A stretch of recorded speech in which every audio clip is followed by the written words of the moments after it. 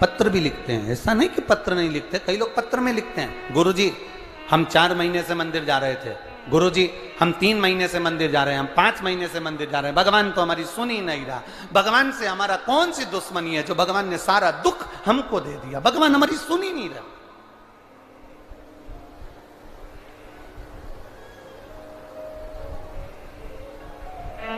सबकी सुनता है, इतने सारे आपके पास में पत्र आते हैं, गुरुजी भगवान सबकी सुनता है, तो हमारी क्यों नहीं सुन रहा? हम भी तो मंदिर जा रहे हैं, हम भी तो भगवान को जल चढ़ा रहे हैं, हम भी तो भगवान के मंदिर में झाड़ू लगा रहे हैं, हम भी तो भगवान के मंदिर में पोछा लगा रहे हैं, हम भी तो भगवान का श्रृंगार कर रहे हैं, फिर भगवान हमारी सुनता क्यों नहीं है? 2 महीना 3 महीना 4 महीना जाते हो और मन में विचार रखते हो कि भगवान ऐसा कर देना कि बस मेरा काम हो जाए। भगवान भी मन में सोचते हैं तो चिंता मत कर, तेरे यहाँ किसी की दुकान हो तो उस दुकान को एक बार देखना। एक दुकान में सेठ जी बैठा रहता है, उसको घर पर 5 लाख रुपए पहुंचाना। समझना जरा बहुत अच्छे से, सेठ जी दुकान पर ऑफिस में, और उसको 5 लाख रुपए अपने घर पर भेजना है। उसके यहां पर 15 नौकर काम कर रहे हैं।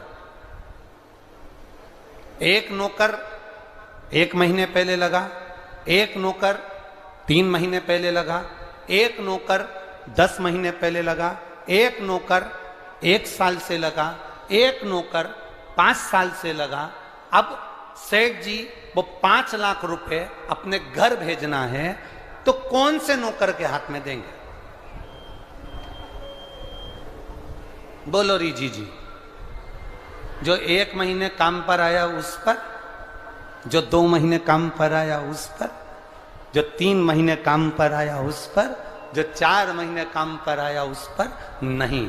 सेठ जी ने पुराने को बुलाया, इधर आओ, इधर आओ। हाँ सेठ जी, बेटा ये बैग घर पर रख के आना, हो संभाल के ले जाना, 5 लाख रुपए सावधानी से ले जाना। जी आप चिंता मत करो सेठ जी, आप बिल्कुल चिंता मत करो।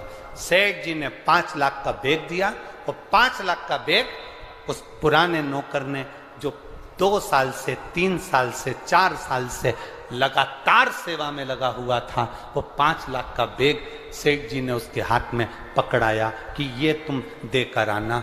बस उसी तरह वो भोलानाथ और अपन उसके चाकर हैं, वो भी हमारे हाथ में इतनी जल्दी नहीं दे देता है, वो देगा जब जब आपको पूर्ण तरह से परख लेगा।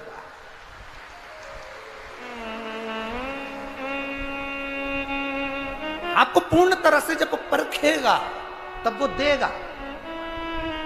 और आप क्या करते हो? 1 महीना मंदिर गए, 2 महीना मंदिर गए, भगवान से प्रार्थना कर लेते हो, भगवान हमको ये दे देना, भगवान हमको ये दे देना। तुम 1 महीना मंदिर जाके मन में सोचते हो कि जमीन में से कहीं गड़ा हुआ धन का हंडा निकल जाए, तो ऐसा कोई महाराज हो जो धन का हंडा निकाल के दे दे तो हमको भी बता देना। नहीं, अपने कर्म को करो, अपनी मेहनत को करो, अपने परिश्रम को करो, और जितना जितना तुम कर्म करोगे, जितनी जितनी तुम मेहनत करोगे, जितना जितना तुम परिश्रम करोगे, और भगवान के प्रति जितना जितना तुम्हारी दृढ़ता, जितना जितना तुम्हारा विश्वास बढ़ता चले जाएगा, जितना विश्वास बढ़ेगा तुम उतने भगवान के नजदीक आते चले जाओगे। फिर तुम्हारा दुख तुम्हारा नहीं रहेगा, फिर तुम्हारा दुख बाबा देव अधिदेव महादेव का खुद का हो जाएगा, क्योंकि